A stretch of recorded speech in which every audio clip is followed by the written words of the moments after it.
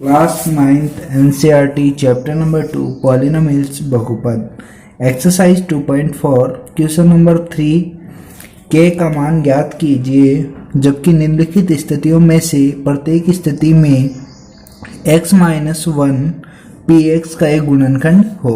यहाँ पे गुणनखंड होता है तो इसका मतलब ये है कि यहाँ पर जब x का मान निकाल के px में रखेंगे तो px क्या बनता है, 0 बनता है। px क्या होगा, जब 0 के बराबर में होगा तो यहाँ पे ये क्या होगा कि x माइनस 1 इसका गुणनखंड है।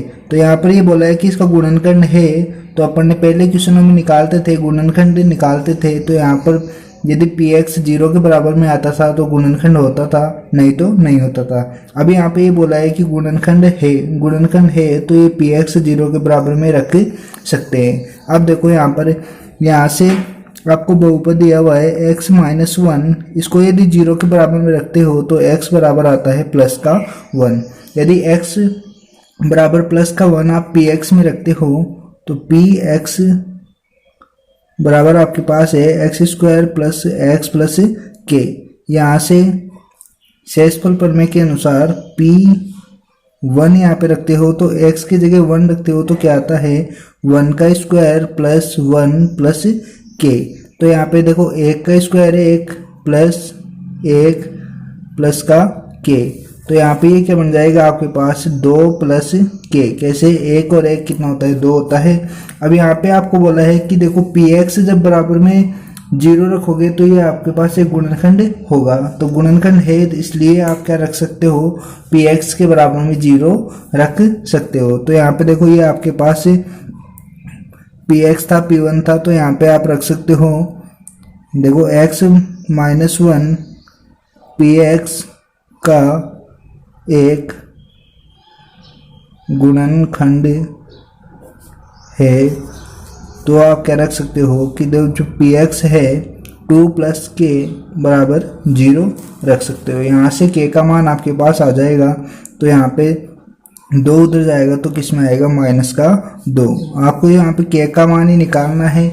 यहाँ पर करना क्या है, पहले आपको x माइनस 1 ये गुणनखंड दे रखा है, तो यहाँ से x का मान निकाल के px में यहाँ पे रखना है, p वाले बहुपद में, और उसके बाद में क्या करना है, इसको 0 के बराबर में रखना है। इस प्रकार से इन सभी क्वेश्चनों को करना है। क्वेश्चन नंबर 3 में तो आपको 4 ऑप्शन दिए हुए हैं। तो यहाँ पर देखो इसी का सेकंड ऑप्शन है, तो आपको देखो x माइनस 1 बराबर तो 0 रखेंगे तो x बराबर क्या आएगा, 1 आएगा।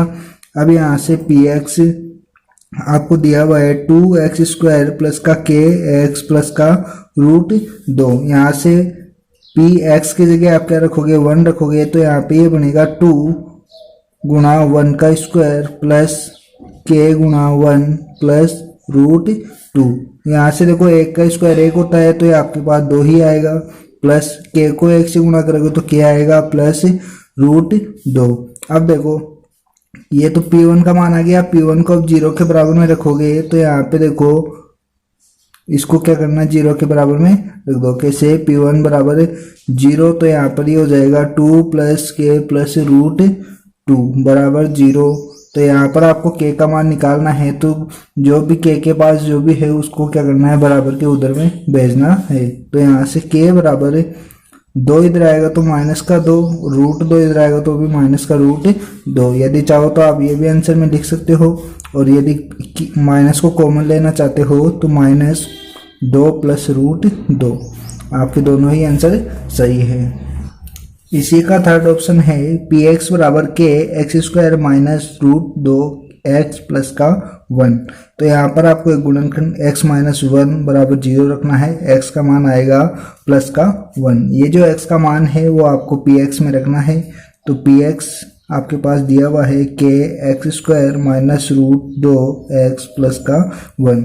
तो यहाँ पे x की जगह 1 रखना है, तो जहाँ पर भी आपको x दिख रहा है वहाँ पर क्या करना है, 1 रखना है। तो 1 का स्क्वायर माइनस रूट 2 गुणा 1 प्लस 1 बराबर, यहाँ पे क्या हो जाएगा, 1 का स्क्वायर 1 होता है, 1 को k से गुणा करोगे तो k ही आएगा, माइनस रूट 2 प्लस का 1। अब यहाँ पे देखो P1 को अपन 0 के बराबर में रख सकते हैं। क्यों रख सकते हैं? क्योंकि आपको बोला है कि x माइनस 1 इसका एक गुणनखंड है। गुणनखंड कब होता है? जब इसका मान इसमें रखते हैं और 0 आता है तब तो ये क्या होता है? गुणनखंड होता है। अब देखो यहाँ पर के P1 बराबर 0 आप रख सकते हो, तो यहाँ पे P1 का मान क्या है? k माइनस 2 प्लस का 1 बराबर 0। यहाँ से k का मान निकालना है, बाकी सभी संख्या को उधर भेजना है, तो ये माइनस का 1 और ये आएगा तो प्लस का रूट 2। यही क्या है? आपका आंसर है। इसी प्रकार इसी का फोर्थ ऑप्शन x माइनस 1 बराबर 0, x बराबर 1, px आपका क्या है? k एक्स स्क्वायर माइनस का 3x प्लस का k। यहाँ पर क्या करना है? p x की जगह 1 रखना है और यहाँ पे k, ये सारा काम जो हो रहा है यहाँ तक वो शेषफल प्रमेय है। शेषफल प्रमेय के अनुसार अपन कर रहे हैं। आपने क्वेश्चन नंबर 2 और 1 में देखा होगा। यहाँ पर 1 की जगह ये लो स्क्वायर 3 गुणा 1 प्लस k। अब देखो यहाँ तो क्या आएगा? माइनस 3 प्लस k और k कितना k हो जाएगा? 2k। यहाँ पे देखो P1 को अपन 0 के बराबर में रख सकते हैं। P1 बराबर 0, तो P1 आपका क्या है? k माइनस 3 प्लस k बराबर 0। तो यहाँ से k और k होता है 2k बराबर, यहाँ पे 3 उधर जाएगा तो प्लस का 3। तो यहाँ से k का जो मान आएगा वो क्या आएगा? 2 गुणा में है तो इधर आएगा किसमें? भाग में, तो ये बन जाएगा 3/2। यहाँ से आपको k का मान ही निकालना था, तो इस प्रकार से करना है। क्वेश्चन नंबर 4 है गुणनखंड ज्ञात कीजिए। गुणनखंड करना है, इनके फैक्टर्स टुकड़े जिनको बोलते हैं। यहाँ पर आपको जो ये बहुपद दिया हुआ है इसका गुणनखंड करना है। ये क्या है? द्विघाती बहुपद है। यहाँ पर x की अधिकतम घात कितनी है? 2 है, तो ये द्विघात बहुपद है। द्विघात बहुपद का गुणनखंड किस प्रकार से होता है? तो यहाँ पर देखो, यहाँ पर ये वाला पद तो आपको ऐसे कैसे लिखना है? 12x square. अब यहाँ पे देखो इसके टुकड़े करने हैं। इसके टुकड़े किस प्रकार से करोगे? गुणा करने पर तो आपको ये वाला पद बने और प्लस या माइनस करने पर यही बने। कैसे? जैसे देखो इसको और इसको गुणा करोगे तो आपके पास बनता है 12x स्क्वायर गुणा 1 बराबर क्या बनता है? 12x स्क्वायर बनता है।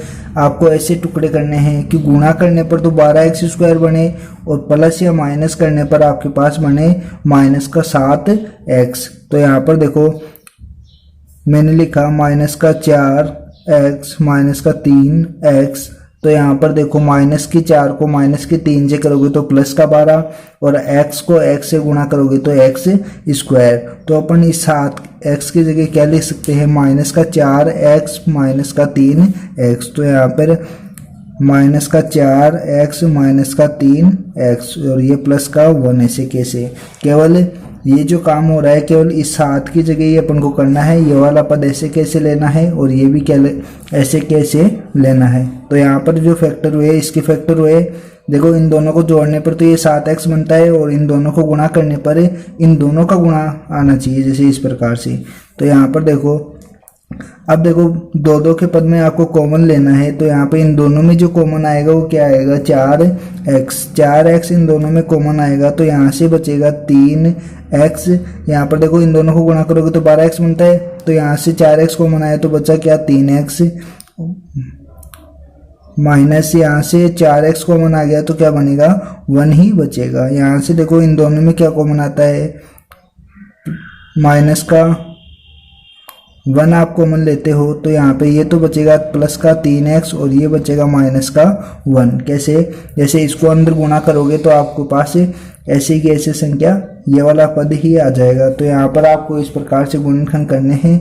और यहाँ पर देखो ब्रैकेट में जो संख्या आती है वो हमेशा क्या होगी? समान ही होगी। तो यहाँ पर एक बार तो क्या करना है? इस बार वाली संख्या को एक साथ लिखना है 4 माइनस x और एक बार इस ब्रैकेट वाली संख्या को लिखना है। तो यहाँ पर इस प्रकार से गुणनखंड होता है द्विघात समीकरण का। यहाँ से आपको आगे x का मान निकालने के लिए बोले तो आप बराबर में 0 रख के x का मान भी निकाल सकते हो, पर आपको केवल गुणनखंड पूछा है तो आपको यहाँ तक ही काम करना है। इसी प्रकार से इसी का सेकेंड ऑप्शन है कि देखो 2x square plus 7x plus का 3। तो यहाँ पर देखो 2x स्क्वायर, इसको तो ऐसे कैसे? प्लस इसके टुकड़े करने हैं कि गुणा करने पर तो इन दोनों का गुणा क्या आता है, 3 दूना 6, गुणा करने पर तो 6x² और प्लस या माइनस करने पर क्या है आपका 7x। तो ये हो जाएगा कितना, 6x प्लस का 1x प्लस का 3। देखो ये तो मैंने ऐसे कैसे लिखा, ये संख्या भी ऐसे कैसे है, इसके ऐसे टुकड़े करने हैं कि गुणा करने पर तो इन दोनों का गुणा, जैसे ये 6x² बने, और प्लस या माइनस करने पर जैसे दोनों को प्लस करेंगे तो 7x बनता है। इसी प्रकार से अब दो के अंदर कॉमन लेना है, तो इन दोनों के अंदर कॉमन हुए तो आपके पास आएगा 2x, तो यहाँ से बचेगा x और यहाँ से बचेगा 2 कॉमन आ गया तो 3 ही बचेगा, x भी कॉमन आ गया, प्लस का यहाँ से प्लस का 1 कॉमन लेते हो तो बचता है x प्लस 3। ध्यान रखना हमेशा इस ब्रैकेट में समान संख्या ही आएगी। तो यहाँ पर देखो एक बार बाहर वाली संख्या 2x प्लस का 1 और एक बार लिखना है ब्रैकेट वाली संख्या, इस प्रकार से हो रहा है। इसी प्रकार इसी का थर्ड ऑप्शन आपको दिया है 6x² प्लस का 5x माइनस का 6। तो यहाँ पर देखो 6x² तो ऐसे कैसे लिखना है, माइनस का 6 भी आपको ऐसे कैसे लिखना है, पर गुणा करने हैं कि इसका 6 चिंग होता है 36x² गुणा करने पर तो 36 आना चाहिए और प्लस या माइनस करने पर आपके पास आना चाहिए 5x। तो यहाँ पे देखो 9 चौक 36 होता है, तो प्लस का 9x और माइनस का 4x, यहाँ पर आ जाएगा माइनस का 6। देखो इन दोनों को गुणा करोगे जब तो क्या आएगा, माइनस का 36x आएगा, और इन दोनों को गुणा करने पर भी माइनस का 36x आता है। ये वाली संख्या गुणा करने पर तो इनको ये वाली संख्या बननी चाहिए, प्लस माइनस करने पर बनना चाहिए ये वाली संख्या। इन दोनों पदों में क्या करना है, कॉमन लेना है। तो यहाँ पे 3x कॉमन आएगा, तो यहाँ से बचेगा 2x और यहाँ से बचेगा केवल 3। तो यहाँ पे माइनस का 2 आप कॉमन लेते हो तो यहाँ से बचेगा 2x और यहाँ से बचेगा प्लस का 3। अब देखो इन दोनों के अंदर एक बार ब्रैकेट वाला लिखना है आपको, एक बार बार वाली। अब देखो इसी प्रकार से इसी का 3x² माइनस का x माइनस का 4। तो 3x² को तो ऐसे कैसे, गुणा करने पर तो इन दोनों का गुणा क्या होता है, माइनस का 4 को 3 से गुणा करेंगे तो माइनस का 12x² माइनस का 12x², गुणा करने पर तो 12x²। आपको ये चीज़ लिखना नहीं है, ये रफ काम में करना है और केवल ये काम ही करना है। यहाँ पे देखो गुणा करने पर तो 12x² आना चाहिए, प्लस या माइनस करने पर आपके पास केवल माइनस का x आना चाहिए। तो यहाँ पर ये आपके पास हो जाएगा माइनस का 4x प्लस का 3x माइनस का 4। ये माइनस का 4 तो ऐसे कैसे, केवल इसके टुकड़े किए मैंने, माइनस का 4x और प्लस का 3x। जब इन दोनों को, ये तो बनेगा आपके पास, यहाँ से इन दोनों में से ही कॉमन आ रहा है आपके पास केवल x, तो यहाँ से x कॉमन लेते हो तो यहाँ पर बचेगा 3x और यहाँ से बचेगा माइनस का 4। यहाँ से यदि प्लस का 1 कॉमन लेते हो तो 3x माइनस का 4 बचता है। तो यहाँ पर एक बार ब्रैकेट वाली संख्या और एक बार बार वाली संख्या आपको लिखनी है, और यही आपका क्या है, गुणनखंड है।